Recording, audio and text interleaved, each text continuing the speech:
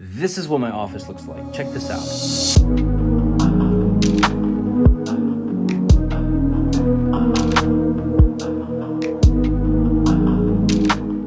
Yeah, it's a mess. So what I'm gonna do today is clean this office. I need to get some inspiration back in here. And at the same time, I kind of want to show you what I use. You know, I'm gonna be cleaning up a lot of my equipment, a lot of cables. So let's get this place spotless.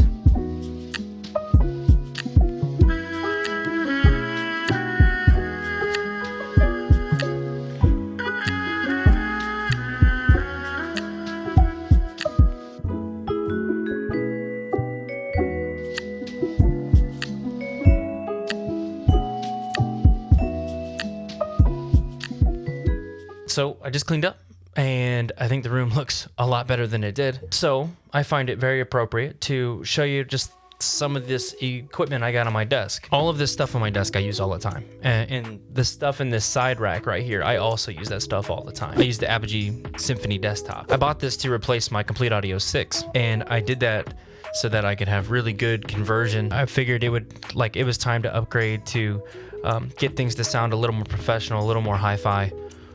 Because I found like a limitation with this. I recorded some vocals and I was like, this kind of sounds weird because it's cheap preamps and you get it. Absolutely love this thing. Been using it for a while and I really like its desktop control software. I think the software is very useful and handy. So I have that as my interface, and that's connected to this extension, this Apogee Rosetta 800. I bought it on Reverb for like, I don't even remember, $900 or something, $800. I saw a couple of people that were using this for their outboard gear, and I wanted to try it out. I don't know if I got like a weird model or something, or maybe this is the way the Apogee Rosetta is, but it adds a lot of high end. I don't know if that's on purpose, but it just does. There's anything that goes into it, it adds just a little bit more high end to it. It's almost like it's got a scoop and then the gain is just adjusted for it.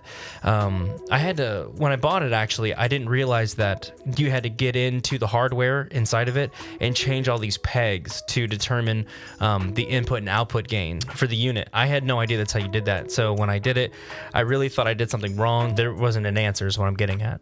So I just kind of left it the way it is, and I've learned to work with it. So instead, I've been using it to run things like my guitar signal, which I think that boost feeling that it has works really well with guitars. In fact, it makes things feel crystal clear. And I also use it for my keyboards and my outboard keyboards. I've got an Alesis QSR, which QS stands for Quadrasynth, and there was a line of Quadrasynth modules that they came out with. I mean, keyboards too, but this is just the rack mount version that doesn't come with a controller.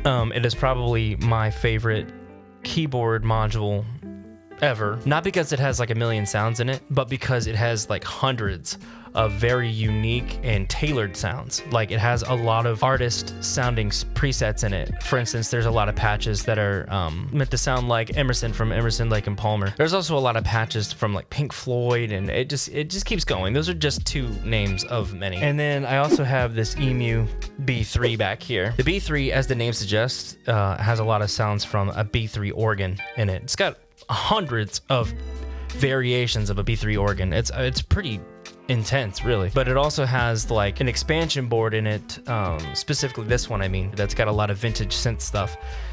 Love it. I think it sounds amazing. To give you an idea, this is the Alesis QSR with a patch called Expando Pad. It'll speak for itself. I mean, just listen to this.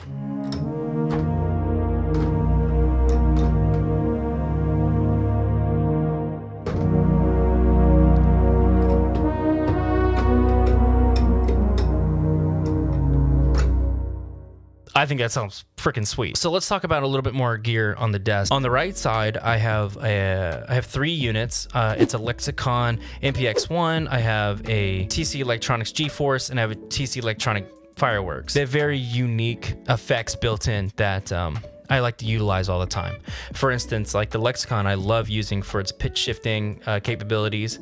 I also like using it for some of the modulation. Like it has a good chorus.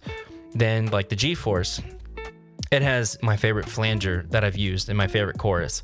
It also has a really good drive sound in it. And then the fireworks I kind of use, it's probably my least used of the three, but my fireworks there, I like to run like fake drum rooms or guitar rooms because the reverbs in it are actually very warm. The reverb and the distortion and some of the delay in it, it's really good too. I have the Complete Audio 6 on my desk here, not as a audio interface, but just as a MIDI IO. You know, I just have MIDI going in and out for the keyboard rack that's next to me. Speaking of the keyboard rack, I do have one module in this that is not for keyboards, and that is the Digitech 2120. The 2120 Artist is like the third module of their 21 series. They had like a 2101, a 2112, and a 2120. 21 is my favorite, but the 2120's got very interesting and unique guitar modulated type tones in it. It's really good when I'm trying to emulate like 1980s sounding music. These 2120 modules have preamp tubes installed in them, so you can get like a tube warmth, and they're meant to be used as preamps in front of or in the effects loop of your actual guitar amp. I mean, that's what they were made for, but I find that they're a little more useful in modern times with amp sims instead of actually using it with an amp. That's it. Otherwise, the patch bay just kind of puts it all together, and those are the only effects I use right now. Okay, so I plugged in my guitar here. Let me bypass this sucker. This is just the guitar by itself.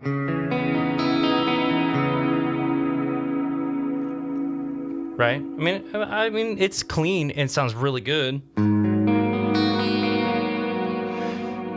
Just so you know, like this clean guitar sound is actually the bypass of everything, so it's still running through the Rosetta 800, still giving it that little bit of high end like I was talking about. Let's now turn on the Lexicon MPX1, which has the pitch shift on it.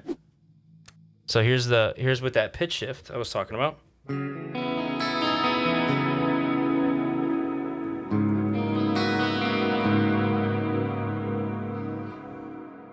I mean, that sounds really cool. I do like to run one module into the next. So I said I really like the chorus and the flanger that's in the TC Electronic GeForce. I'm now going to turn that on, and you're really going to hear the magic.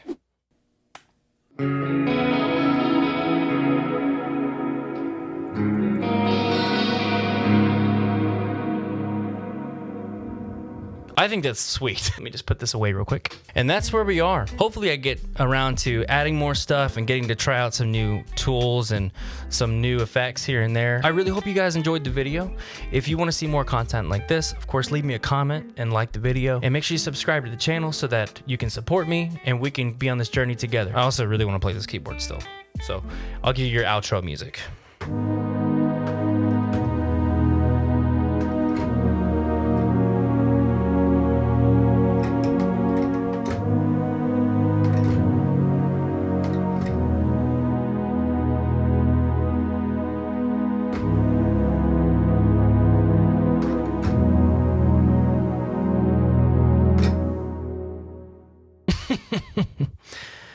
Anyway, thanks. Oh, my room looks good, by the way. I feel a lot better now.